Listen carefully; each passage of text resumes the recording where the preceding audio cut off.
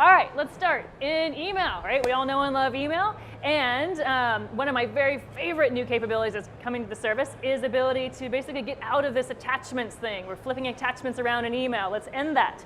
But it has to be easier than sending an attachment if we're ever going to get users to do it. So let me show you how easy it is now. Let me create a new email. I'm going to insert an attachment. Same thing I've done as a user for many, many years. I'm going to attach that document. But now, instead of just attaching it, it actually gives me a choice.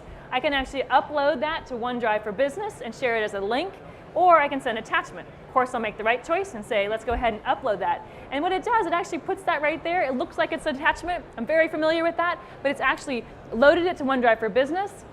And anyone I put in the to line has access to it. So the permissioning is handled as well, right? So now it is literally easier to do this than to just send an attachment. But as a user, I've got all the benefit of my content going to the cloud, one source of truth, we're all collaborating on one document. So excited about this capability. Something people have been asking for a long time. Absolutely. The getting out of the attachments world is a good one. So save my content to OneDrive. This is OneDrive, right? I have my personal storage, 1 terabyte of storage per user, amazing value. Super easy to work with. I can just drag and drop my document right into OneDrive for Business. Super easy. I also can sync so that I have right here, I can go ahead and have a local copy of everything as well. So here in my File Explorer, you see there's all that same content. So if I'm offline ever, doesn't matter, I can keep working. And when I get back online, it syncs it back up. So I always have that one source of truth, but I can stay productive on anything I'm doing. Now, OneDrive for Business is also where I share and collaborate. So let's say I want to share this proposal with some folks. I've already shared it with some people, but I can add more people as well. And really simply, and I can just add some folks. And because it's IT controlled, I have Active Directory connected. There's my corporate address list rendering right there. But I can send it to anyone as well. So Joe, who's just some person outside my company.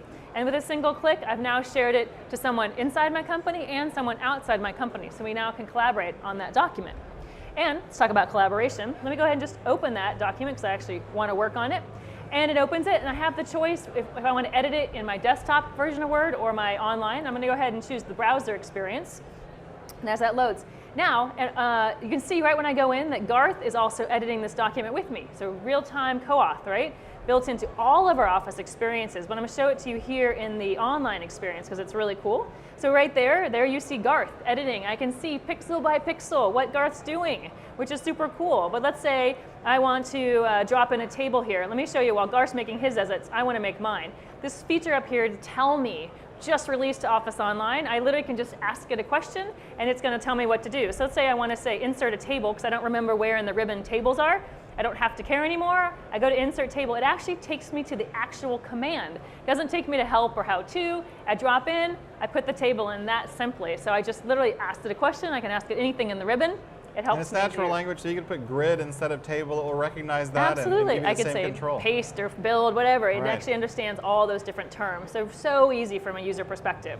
All right, so Garth's busy here making all the edits to the table, but I'm done with my edits, and I want to go back, and I'd like to take this document and share it out with my organization, get some feedback, collaborate it with a broader group of people. So right here from my OneDrive for Business account, I can just go post.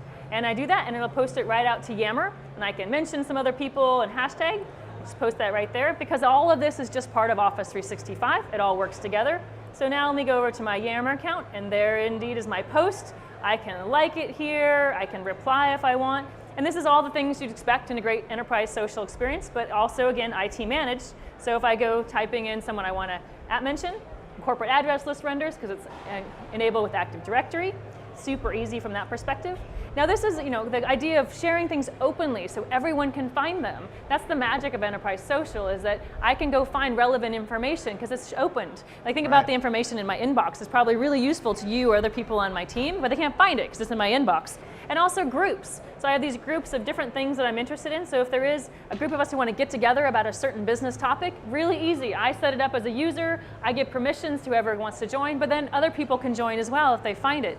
And that group concept is something we're going to take and move across all of Office 365 so that we have that lightweight ability to bring people together. And think about today, we have distribution lists and we have public folders and team sites and link buddy lists. Now we just have one simple model that's going to be across everywhere I go in Office 365. Right. All right, now let's talk about the client. So this is Office 365. This is Excel, my desktop app, but it's part of Office 365. I signed into it. So here, I'm signed in, and when I sign in, some very cool things happen. First, I get my recent files right here. Even if this is the very first time I signed into this machine or use this laptop, doesn't matter. It remembers me, it remembers my recent files. It also does things like my favorite templates, and even this graphic here is like the one that I chose. So no matter where I'm signed into Office, I get that experience that I know and love.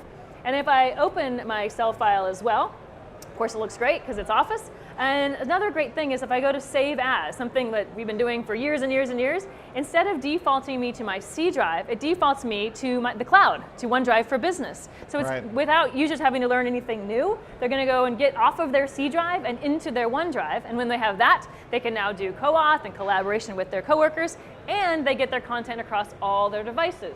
If your content's sitting on this C drive, I'm only productive on this machine. And I know that people have a lot more than that to do. Right. So speaking of that, let's talk about devices.